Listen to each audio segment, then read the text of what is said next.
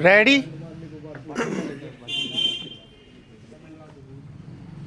Start. आदरणीय महोदय, महात्मा जी ने 1921 में लिखा था, इस देश के इतिहास में ऐसे अवसर आए हैं जब एक आदमी के विचार समस्त देश के मानस पटल पर छा गए हैं।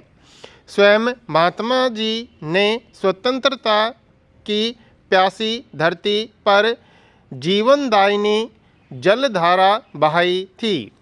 उन्होंने 1919 में केवल 4 सप्ताह में इस उपमहाद्वीप का दृष्टिकोण बदल दिया।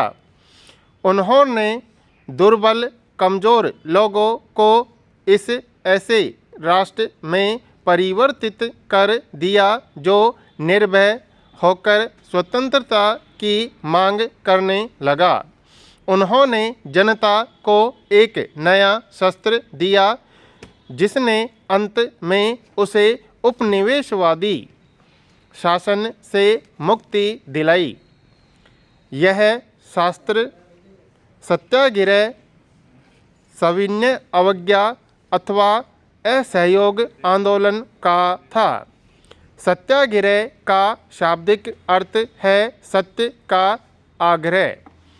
यह ऐसा अस्त्र था जिसके लिए भौतिक शक्ति की आवश्यकता नहीं, लेकिन इसे प्रभावकारी बनाने के लिए अत्यधिक अनुशासन आवश्यक था। महात्मा जी के पहले सत्याग्रह आंदोलन और स्वतंत्रता मिलने के बीच 30 वर्ष का समय गुजरा। इस अवधि में हमने स्वतंत्रता का सही अर्थ सीखा। उन्होंने हमें सिखाया कि जो लोग अपने समाज में अन्याय और असमानता सहन करते हैं वे स्वतंत्रता के अधिकारी नहीं हैं और उसकी रक्षा नहीं कर सकते। इस प्रकार जन्म, लिंग, धर्म आदि का भेदभाव किए बिना अवसर की समानता हमारे स्वतंत्रता संघर्ष का लक्ष्य बन गई। ये आदर्श सदियों से हमारे साथ हैं। हमारे इतिहास का निर्माण करने वाले असंख्य बुद्धिमान और महान पुरुषों ने, जिनमें बुद्ध, अशोक और अकबर उल्लेखनीय हैं, हमें ये आदर्श सौंपे हैं।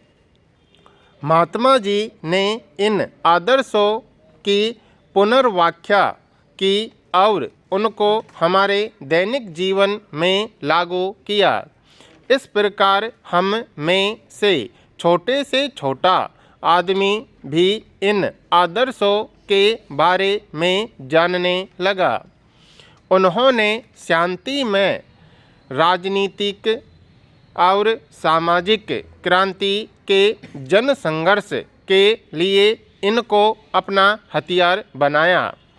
वे वर्गों और राष्ट्रों के बीच समझौते पर जोर देते थे। महात्मा गांधी ने मूक जनता की आकांक्षाओं की व्याख्या की और उसकी उन भावनाओं को वाणी दी जिसे प्रकट करने का जनता प्रयत्न कर रही थी। लंगोटी पहन कर जो उस समय हमारे बहुसंख्यक किसानों की पोशाक थी, उन्होंने स्वयं को देश की पददलित और पीड़ित जनता के साथ मिला लिया। समाज जिन्हें अछूता समझता था उनको उन्होंने हरिजन नाम दिया और अंतिम दिन तक वे उनके सुधार के लिए संघर्ष करते रहे। आदरणीय महोदय, सांप्रदायिक दंगों के दिनों में इस क्षीणकाय और बूढ़े व्यक्ति ने गांव-गांव पद यात्रा की और दोनों धर्मों के लोगों में चमत्कारिक ढंग से भाईचारा फैलाया। उन्होंने यह कार्य किया जो शांति स्थापित करने वाली बड़ी से बड़ी सेनाएं भी नहीं कर सकती थीं। उनका आत्म बलिदान इसलिए हुआ क्योंकि उन्होंने घृणा और असहिष्णुता के साथ समझौता करने से इनकार कर दिया था। महात्मा जी आध्यात्मिक शक्ति पर भरोसा करते थे। वे अपनी आवश्यकताओं को कम रखने और अपने हाथ से काम करने पर विश्वास करते थे। उन्होंने अपने जीवन में प्राचीन हिंदू धर्म ग्रंथ गीता के अनुसार आचरण किया, किंतु उन्होंने मसीही और इस्लाम धर्म से भी प्रेरणा ली। वास्तव में वे यह सोचते थे कि कोई मनुष्य तब तक अपने धर्म का सच्चाई से अनुसरण नहीं कर सकता जब तक वह अन्य धर्मों का आदर न करे। उनसे बहुत पहले ईसा से 300 वर्ष पूर्व सम्राट अशोक ने लिखा था, यदि तुम दूसरों के धर्म का सम्मान करोगे तो अपने धर्म को ऊंचा उठाओगे और दूसरे तुम्हारे धर्म का सम्मान करेंगे। महात्मा गांधी अपनी जीवन कथा को सत्य का प्रयोग कहते थे। उनका सत्य न तो बहिष्कारवादी था और न रूढ़िबद्ध। जैसा उन्होंने एक बार लिखा था, सत्य पर पहुँचने के अनेक रास्ते हैं और हम में से प्रत्येक सत्य का केवल एक हिस्सा देखता है। अतः सत्य पर पहुँचने के लिए सहिष्णुता आवश्यक और असहिष्णुता असंगत है। हिंसा से शांति भी नहीं हो सकती। उनके लिए साध्य और साधन दोनों महत्वपूर्ण थे। उनका विश्वास था कि अनुचित साधनों के माध्यम से अच्छे लक्ष्य की प्राप्ति नहीं हो सकती। महात्मा गांधी को लोग बैंगबर और क्रांतिकारी के रूप में स्मरण रखेंगे।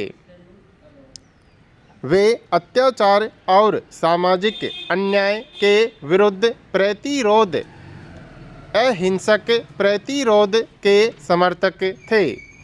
उन्होंने हमसे एक कसौटी अपनाने को कहा जो इस प्रकार है, जब कभी तुम्हें संदेह हो अथवा जब भी कभी स्वार्थ तुम पर अत्यधिक हावी हो जाए तो तुम उस आदमी के बारे में सोचो जो सबसे गरीब और कमज़ोर है और अपने से पूछो कि मैं जो काम करने जा रहा हूँ क्या वह उसके लिए उपयोगी है। क्या उससे वह अपने जीवन और भाग्य का मालिक बनेगा। क्या उससे भूख और आध्यात्मिक अभाव से पीड़ित लोगों को स्वराज्य अथवा शासन मिलेगा।